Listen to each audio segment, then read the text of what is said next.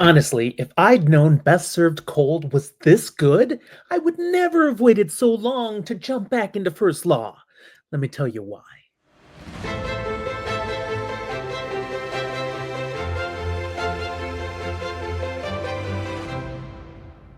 Welcome to Fantasy for the Ages. I'm Jim, the father of this father son show. Glad you're here with me today as I bring a book blast book review to you of Best Served Cold by Joe Abercrombie, which came out in June of 2009. This is part of Abercrombie's First Law series and is the first of his standalone books. There's three of those that came out after the original First Law trilogy. Back in 2019 and 2020, before Zach and I started this channel, I got into a number of podcasts about fantasy and other speculative fiction books. I discovered there were so many things that had come out in the past decade before that, maybe the past 20 years before that, that I had just totally missed. I was reading all through that time, but I got really busy with work and other priorities, and I just didn't keep up. And now these podcasts are sharing so many great books that all sound like things I would absolutely love. I mean, yeah, I started out with Wheel of Time podcasts because that's a favorite epic fantasy series of mine, but I kept discovering more. Podcasts like The Legendarium, Fantology, Friends Talking Fantasy, Inking Out Loud, and a number of others. And these shows added so many books to my TBR. It just blew up. And the thing is, as these shows would talk about books, I'd be like, skip this episode, skip this one. I didn't want to hear about things I hadn't read yet. So I started digging in, trying to catch up on as many things that I'd missed as I could as fast as possible. Now, I have woefully failed. I've got over 1,400 books sitting on my to be read list. But near the top, at the time that I started compiling the list, the First Law trilogy by Joe Abercrombie. I mean, this is written by Lord Grimdark himself. So I got to these pretty early. And they were, okay, the first book was fantastic. I'd never read anything quite with this approach, Abercrombie style. It was awesome and loved it.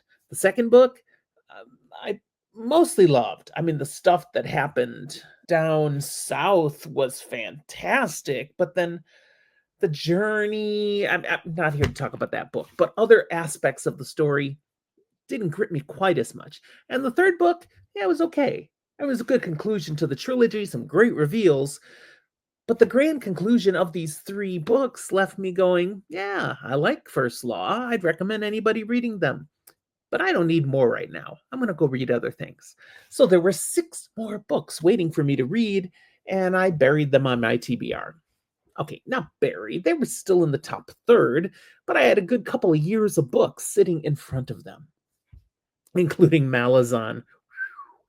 Okay, so I got through a number of books, and finally Abercrombie's rising to the top, and I recently read Best Served Gold.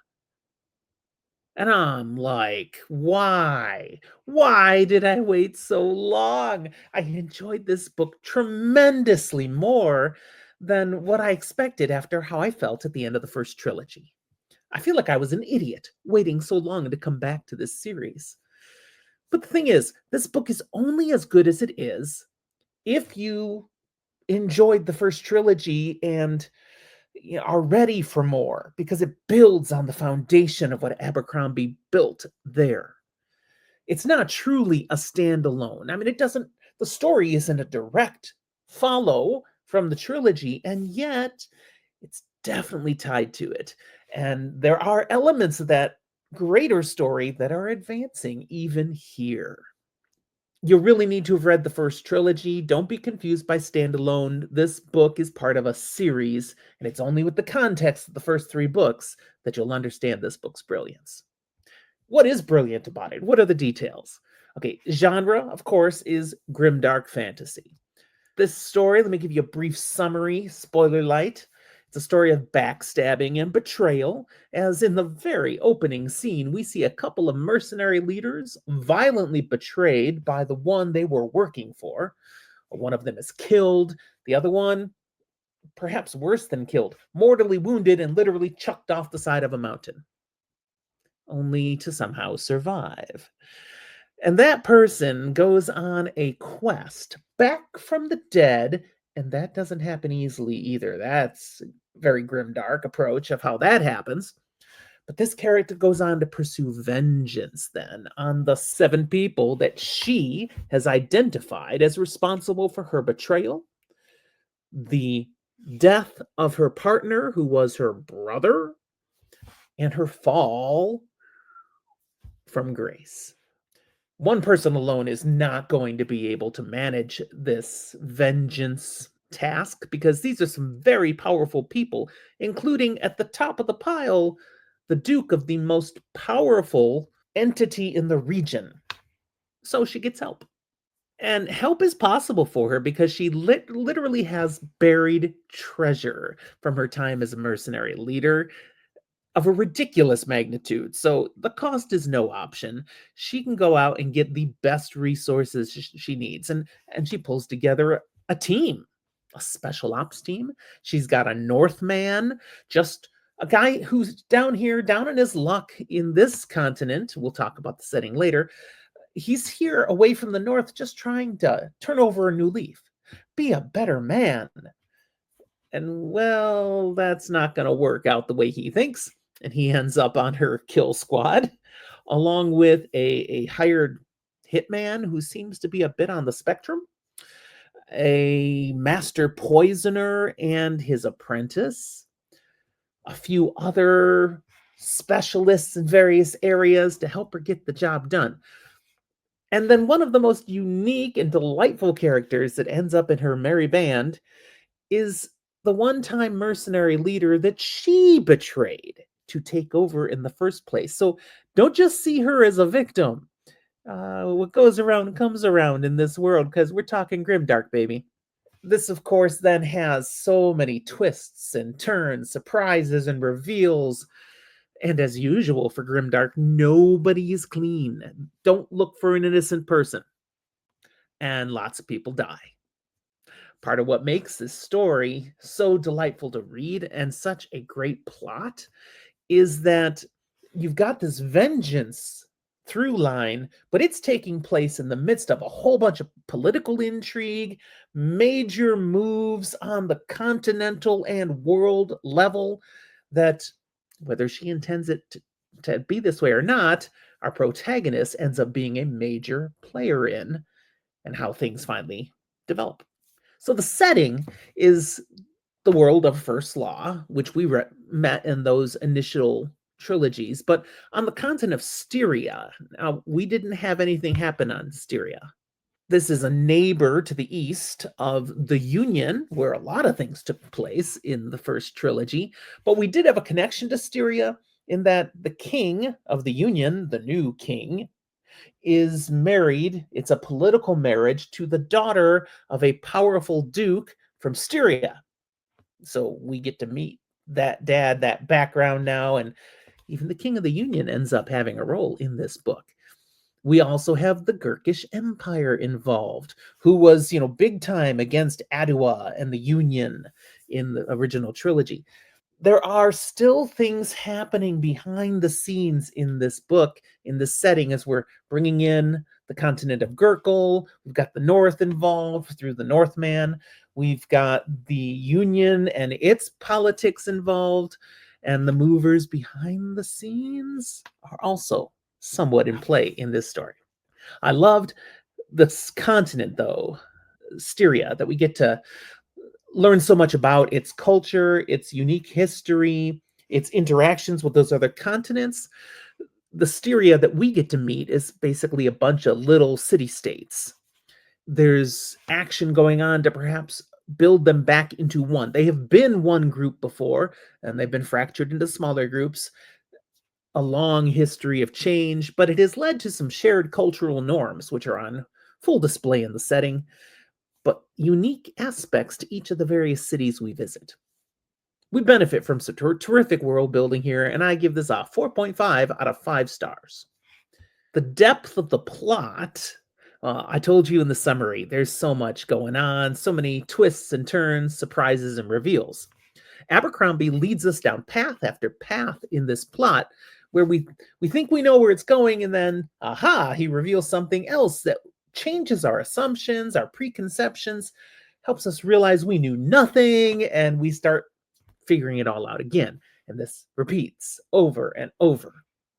At the same time, I was able to predict some of the key plot developments because Abercrombie was a little heavy handed with some of the foreshadowing. I don't think I'm just that brilliant at figuring these things out now.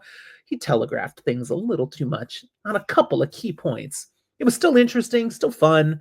I was never bored, but I'll give the plot a 4 out of 5 rating. As to the characters, well, Grimdark is full of nasty, dirty people. Yet good authors have a way of getting us to cheer for these characters anyways, regardless of how terrible they are. I was rooting for Manza, while at the same time just shaking my head at her horrible decisions, her destructive choices, both destructive for her and destructive for so many. I was feeling badly for Call and hoping his original intention would work out, but then honestly felt, oh, and finally, yes, when things eventually turn a different direction for him. I was quite satisfied to see some of those that Manza had on that hit list taken out, but not necessarily all of them. These were all great, interesting characters, but the one that I enjoyed seeing the most in this story was one that's returning from the original trilogy, Nikamo Casca. You might remember him, the head of the mercenary band. I felt like we didn't get nearly enough out of this drunk mercenary tactician and realist. Well, here we get gobs of him and his mercenary band, and that was a fantastic element of the book. 4.5 out of 5 for characters. Abercrombie's writing is just fun to read. You really get inside the head and motivations of many of his characters, but you only necessarily know what they want you to know because people lie to themselves. This is not author omniscient. This is seeing things through the perspectives of the people that we're watching the story through, and Abercrombie does that quite nicely. The action of the story is beautifully balanced between light moments with touches of humor and dark, shocking events. If you can read Abercrombie's writing and best serve cold and grow bored, I'm not sure you checked out the right book, because that's not the book I read. This would not be true for all of the books I've read of his, but this one, 5 out of 5 for writing style. There are a whole bunch of themes and messages, and I do not rate the themes and messages, but I caught quite a few key things Abercrombie's pushing in this story. Betrayal and loyalty is certainly one of them. This book shows many different characters pulled between events and circumstances where being loyal to one side is going to betray another, and there's no correct choice. Which leads us to the second theme, moral ambiguity. If you're looking for the one right answer, this book will never reveal it. Decisions are messy. People are messy. Pursuing your goals is messy. Speaking of, another theme is revenge and its messy consequences. Our protagonist is driven to pursue vengeance no matter the cost, and she's righteous in doing so until you learn no, she's not. And it's never a good call to pursue something, damn the cost, because the cost is going to be high. Too many, including yourself. And the sweetness of achieving your goal, it's never sweet enough. Finally, speaking of things not being worth the cost, power and its price is a theme here. Much of what happens in this novel is the result of people doing what they need to do to gain power or remain in power. And at that point, it's easy to say, hey, the end justifies the means. I'm the king, I'm the duke, I can do what I need to do for the good of the people, and it just happens to be good for me. But no, the ends does not justify the means. And the cost of seeking and then holding power, we see in this book again and again how devastating that is. Let me give you some warnings of this book. As with any grimdark fantasy novel, people who don't care for graphic violence, including torture, should avoid this book. I'm not saying that you need to like torture to enjoy this book. But, if reading about that is too shocking and steals the joy out of your experience, avoid. Definitely avoid. Additionally, there's a high level of graphic sexual content here. Definitely adults only for this book. My overall rating for the book, you saw I'm giving little ratings for different sections, but just the overall, 4.5 out of 5. This is a strong, highly enjoyable novel.